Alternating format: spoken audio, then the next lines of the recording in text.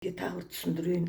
Осы Гринлифқа келгеннен кейін орын алып алдыңыз ғой. Енді ойлап отырсыз ғой, қазір сізге шақырған адам жазып береді дейді. Ол адам байқайды сізге.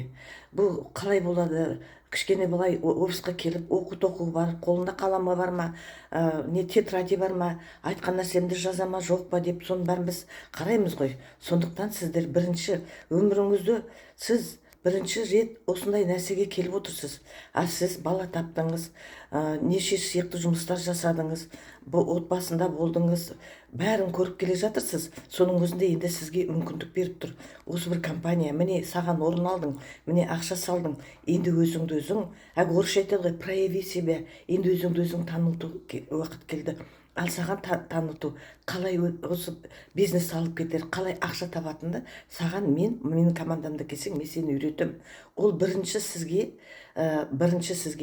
өзіңіздің мақсатыңызды жазу керек.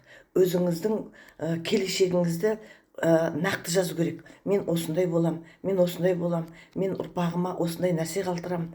Онан кейін барып, мен осы өнімдерді көріп, адамдарға айтам, жақсылық жеткізем деген адамдардың осы сетевой маркетингта керемет жақсы басталады. И онан кейін ойламаңыз, сіз келе сап сразу ақша істеп алам деп. Мұған бірінші өзіңізді жүрегіңізге түсініп сезу керек. Сонан кейін барып, ақырындап менімен бірге еріп, офисқа барып, оқып 21 күн өмірінде осы адамдардың бәрі айтады, 21 күн шыдап тәлімгеріңмен бірге оқып тоқысаң, ертеңінде жолың ашылады, ұрпағыңа жақсы бизнес қалдырасың.